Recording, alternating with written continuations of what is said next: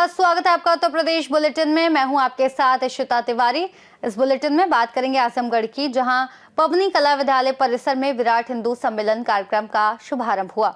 आगे बात करेंगे ललितपुर की, जहां टूटे पुल ने बढ़ाई ग्रामीणों की मुश्किलें, जान जोखिम में डालकर आवागमन को मजबूर लोग।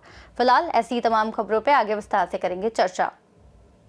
पश्चिमी उत्तर प्रदेश के सुपर सीड पशु हाट बेनई, आगरा के VSR memorial medical institute of electropathy and hospital, Rasulabad Kanpur Dehat और VSR herbal health solution centre Kalindi Bihar Agra के संयुक्त तत्वावधान में भव्य निःशुल्क इलेक्ट्रोपैथी चिकित्सा शिविर आयोजित किया गया। शिविर में हजारों लोग लाभान्वित हुए। Central board NEHM of India नई दिल्ली के Uttar Pradesh regional director doctor Santosh Singh Chauhan ने इलेक्ट्रोपैथी चिकित्सा पद्धति की गुणवत्ता और इसके लाभों पर प्रकाश डाला।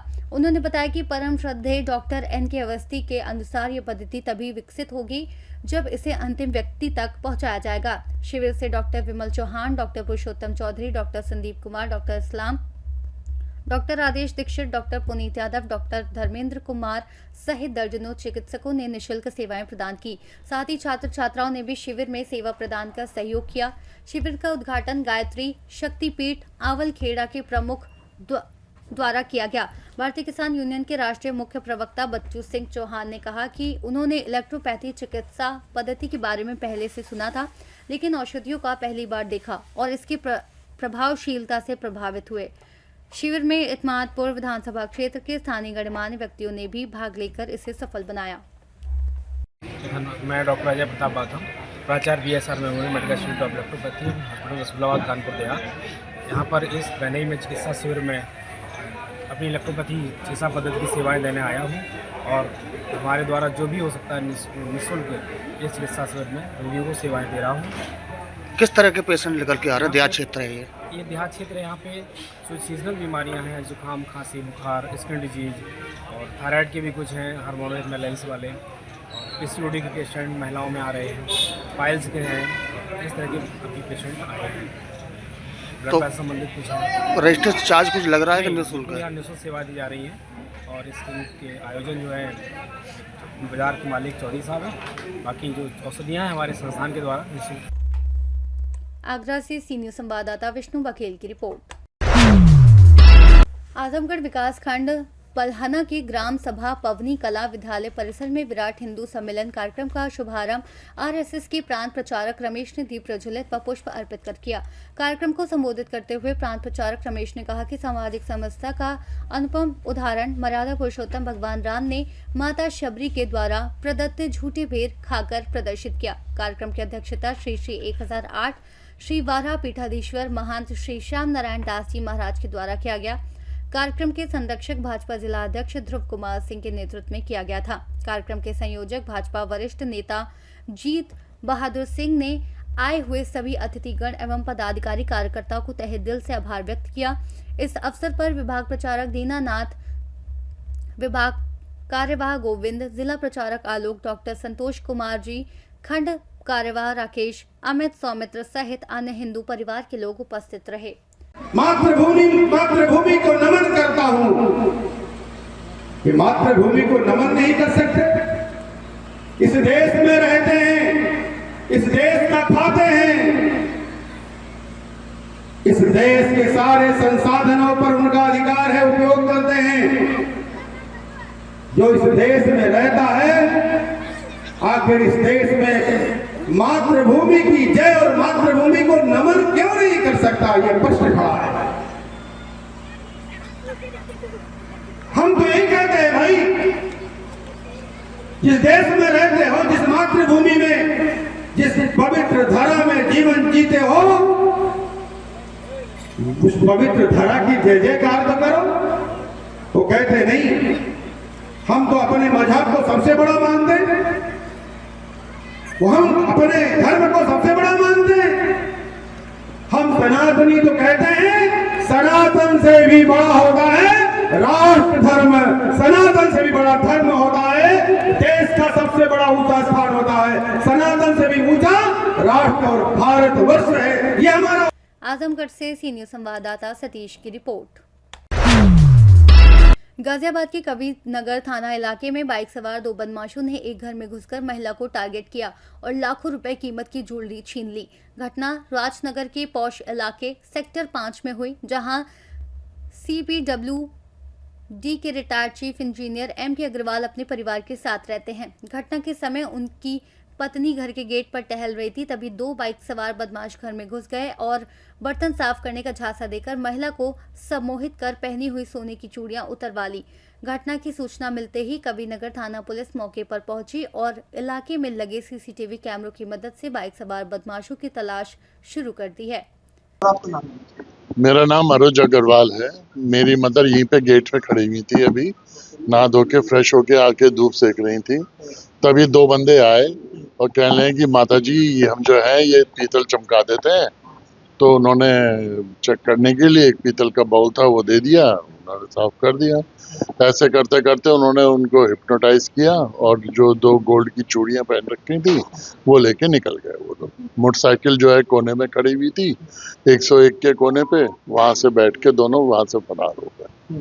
तो किस समय की ये घटना हुई थी? ये तकरीबन 11:15 और 12 के बीच की बात है। अभी पुलिस यहाँ पर आई है, आप सीसीटीवी में भी क्या वो लोग कैद हैं? तो मतलब हमारे सीसीटीवी में तो वो बंदा निकलता हुआ कैद हुआ है और अभी दूसरे फुटेज में और देख रहे हैं कि कहाँ तक दिखाई पड़ रहा है। अब ये मैं ऐसे डिस्क्लोज नहीं कर पाऊंगा। गाजियाबाद से सी न्यूज संवाददाता राजेंद्र चौधरी की रिपोर्ट। पिलखुवा कोतवाली क्षेत्र के हाईवे पर दिन दहाड़े एक सनसनीखेज वारदात हुई, जिसमें बाइक सवार बदमाशों ने एक व्यापारी के मुनीम से करीब 85 लाख रुपए नगद लूट लिए और मौके से फरार हो गए। घटना की सूचना मिलते ही पुलिस महकमे में हड़कंप मच गया। वरिष्ठ अधिकारी तुरंत घटनास्थल पर पहुंचे और मामले की गंभीरता को देखते हुए एसपी ने अपराधियों को पकड़ने के लिए विशेष टीम गठित कर दी। पुलिस अब सीसीटीवी फुटेज खंगाल रही है और व्यक्ति से पूछताछ कर रही है ताकि अपराधियों तक जल्द पहुंचा जा सके। एक हाईवे पे लूटपाट की घटना को अंजाम दिया गया है, क्या मामला है और कितने की रकम लूटी गई है? अजय पाल सिंह नाम के व्यक्ति हैं जो कि कलेक्शन एजेंट हैं। गोपाल जी नामक आड़ती दादरी के उनके कलेक्शन एजेंट हैं और ये हापुड़ में और आसपास के जनपदों में जाकर के कैश का ट्रांजेक्शन करते हैं, लेके आते हैं और लोगों से। आज ये आए थे दादरी से और इनका कहना यह है कि जब इन्होंने दो जगह से कलेक्शन किया, एक जगह से 50 लाख, एक जगह से 35 लाख और अपनी पीठ पर एक पिट्ठू बैग था जिसमें वो रखा हुआ था। और उसके बाद जब ये वापस जाते समय गाजियाबाद जा रहे थे लेकर के उस पैसे को, गाजियाबाद नवयुग मार्केट रास्ते में सरस्वती मेडिकल कॉलेज के पास जो फ्लाईओवर है, इसके पीछे से एक मोटरसाइकिल पर, जिसको ये ठीक से नहीं देख पाए इसका कलर, उसमें दो व्यक्ति थे जिन्होंने इनकी बाइक पे लात मारी और जब ये गिर गए तो इनको तमंचा दिखा के इनका पिट्ठू बैग लूट करके ले गए। इनके सड़क पे गिरने से थोड़ी सी चोटें आई हैं। पुलिस ने अब इसमें हमने अपनी टीमें गठित करी हैं और तुरंत सीसीटीवी वगैरह बताई जा रही है सर। मैंने आपको बताया ना, एक जगह से 35 और एक जगह से 50। इनका कहना है कि कुल 85 लाख रुपए लेकर के जा रहे थे। किस चीज के व्यापारी थे? ये खल चोरी का व्यापारी बताया गया है इनके मालिक को, जिनके कलेक्शन एजेंट है, लेकिन इसमें बहुत सारे बिंदु हैं जिसके ऊपर इनसे। हापुड़ से सी न्यूज संवाददाता सचिन की रिपोर्ट। ग्राम पंचायत करमई में वर्षों से टूटा पड़ा पुल आज भी प्रशासनिक उदासीनता का गवाह बना हुआ है। इस पुल के पुनर्निर्माण को लेकर ग्रामीणों की निगाहें बीते कई सालों से प्रशासन की ओर टिकी हुई हैं, लेकिन अब तक कोई ठोस पहल नहीं की गई। मजबूरी में ग्रामीण जान जोखिम में डालकर इस पुल को पार करने को विवश हैं। पुल के क्षतिग्रस्त होने के बाद ग्रामीणों ने अस्थायी तौर पर लकड़ी की पटिया बिछाकर आवागमन का रास्ता बनाया है। ये व्यवस्था न सिर्फ बेहद असुरक्षित है बल्कि कभी भी किसी बड़ी दुर्घटना को दावत दे सकती है। बारिश के मौसम में स्थिति और भी भयावह हो जाती है। ये पुल गांव को मुख्य मार्ग से जोड़ता है। इसके टूटे होने से पहले स्कूली बच्चे, बुजुर्गों, महिलाओं और किसानों को भी भारी परेशानी का सामना करना पड़ रहा है। ग्रामीणों का आरोप है कि उन्होंने कई बार संबंधित विभागों और प्रशासन को ज्ञापन सौंपे, लेकिन हर बार केवल आश्वासन ही मिले। लगातार हो रही अनदेखी से ग्रामीणों में आक्रोश बढ़ता जा रहा है। उनका कहना है कि यदि समय रहते पुल का निर्माण नहीं कराया गया और कोई बड़ा हादसा हुआ तो इसकी पूरी जिम्मेदारी प्रशासन और जनप्रतिनिधियों की होगी। ग्रामीणों ने चेतावनी दी कि जल्द कार्रवाई नहीं हुई तो वे आंदोलन करने को मजबूर होंगे। टूट रहे और निकल नहीं पा रहे तो 10-12 आदमी गिर चुके उसमें और कई दिन अस्पताल में भर्ती रहे, कोई सुनवाई नहीं हो रही। अच्छा, गाँव में बाल बच्चे पढ़े हुए नहीं जा पा रहे स्कूल, ना कोई बहाल करे। आप क्या बोलेंगे?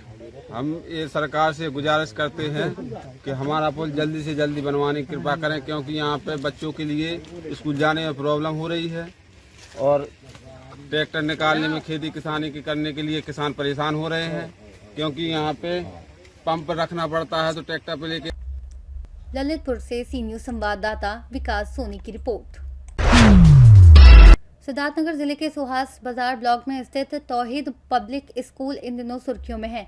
स्थानीय लोगों का आरोप है कि विद्यालय कई वर्षों से बिना मान्यता संचालित हो रहा है और बच्चों को धमकाने जैसी घटनाएं सामने आ रही हैं। स्थानीय निवासी हमीदुल्लाह ने इस संबंध में लिखित शिकायत प्रशासन को सौंपा।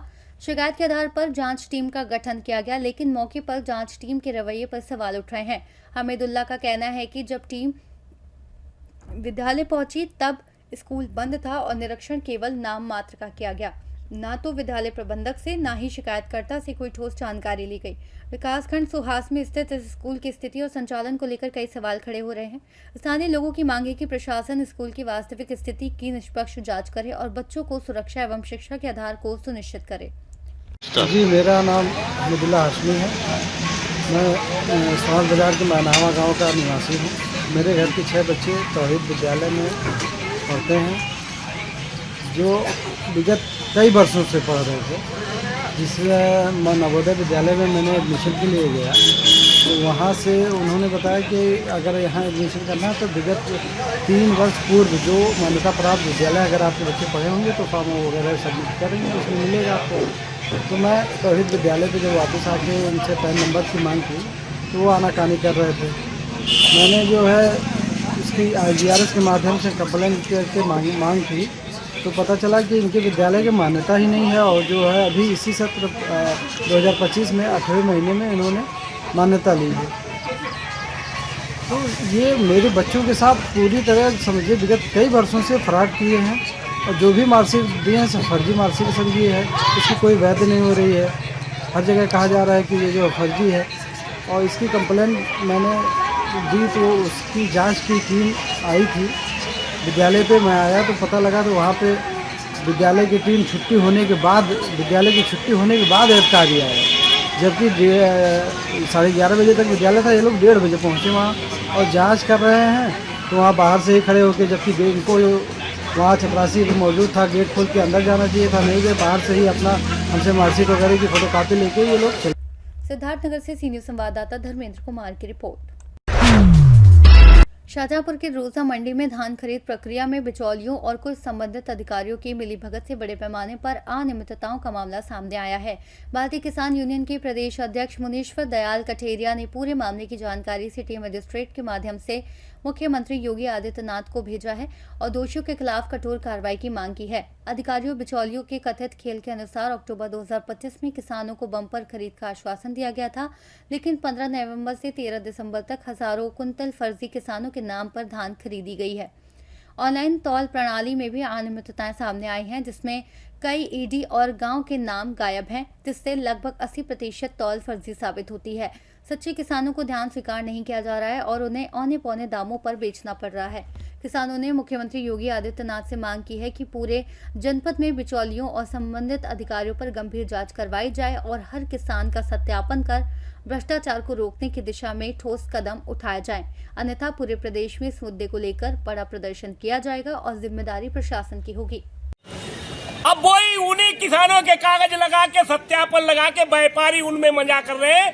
बहुत लंबा घोटाला चल रहा है, इनकी नींद नहीं खुल रही। किस लिए? जिला अधिकारी को 500 चाहिए, सबको चाहिए, किसी को 200 चाहिए, किसी को 500 चाहिए, किसी को 300 चाहिए। इसलिए किसानों के साथ लूट हुई है और लूट करवा रहे हैं। मैं बता देना चाहता हूं, भारतीय किसान यूनियन आंदोलन छेड़ने के लिए बात होगी, इन पे अंकुश नहीं लगाया गया। रौजा जितनी शाहजहांपुर में मंडियां हैं, सब में घोटाला चल रहा है। रौजा मंडी के संबंध में आपने रौजा मंडी में ज्ञापन दिया है। रौजा मंडी में कई बार हमने मीटिंग भी ली, सुधार नहीं हुआ। अधिकारियों को कई बार ज्ञापन के माध्यम से बताया, आज भी ज्ञापन दिया, पहले भी ज्ञापन दिए। जाके सचिव मंडी सचिव से मिले, वो कह देते का मतलब कांटे तो फलानी FCI के भाई फलाने कांटे हैं, हम तो खाली लगवाए हैं अपने यहाँ। पूर्व में जो ज्ञापन दिया था उसके संबंध कोई कार्रवाई हुई? अभी कोई कार्रवाई, पूर्व में जो ज्ञापन दिए थे कोई कार्रवाई नहीं हुई और ना कोई सुनने वाला है। मैं मुख्यमंत्री को आगाह कराना चाहते, जो मैंने मुख्यमंत्री को जिला अधिकारी के माध्यम से जो ज्ञापन दिया है, नहीं तो भारतीय किसान आंदोलन छेड़ने के लिए बात होगी। इसी के साथ हम अपनी वाणी को विराम देते हैं। शाहजहांपुर से सीनियर संवाददाता फसाद खान की रिपोर्ट। सोमवार दोपहर पूर्वांचल एक्सप्रेस वे पर गोरखपुर से लखनऊ जा रही एक 4 व्हीलर कार अनियंत्रित होकर दुर्घटनाग्रस्त हो गई। यह हादसा दोस्तपुर क्षेत्र के किलोमीटर 165.5 अपराह्न करीब 3:27 पर हुआ। सूत्रों के अनुसार तेज रफ्तार कार सड़क किनारे लगे MBC से टकराई और पलटकर लगभग 20 मीटर तक घसीटती हुई रुकी। इसके बाद कार में आग लग गई, जिससे मौके पर अफरा तफरी मच गई। सूचना मिलने के बाद PNC safety team, ambulance, fire tanker और पेट्रोलिंग गश्ती दल तुरंत घटनास्थल पर पहुंचे। 2 पानी के टैंकरों की मदद से आग पर काबू पाया गया, लेकिन तब तक कार पूरी तरह जल चुकी थी। दुर्घटना में कार चालक प्रतीक सिंह पुत्र VK सिंह निवासी गोमती नगर लखनऊ को मामूली चोटें आईं। उन्हें तत्काल सरकारी अस्पताल दोस्तपुर में प्राथमिक उपचार के लिए भर्ती कराया गया। चिकित्सकों ने बताया कि चालक की हालत खतरे से बाहर है। हादसे के बाद एक्सप्रेस वे पर यातायात प्रभावित न हो, इसके लिए सुरक्षा इंतजाम किए गए और जली हुई कार को हाइड्रा द्वारा हटाकर टोल प्लाजा पर खड़ा किया गया। स्थानीय पुलिस और PRB की टीम पहले से मौके पर मौजूद थी। सुल्तानपुर से सीनियर संवाददाता वाजिद हुसैन की रिपोर्ट। उत्तर प्रदेश बुलेटिन में इतना ही। देश और दुनिया की तमाम बड़ी जानकारियों के लिए देखते रहिए सी न्यूज़ भारत।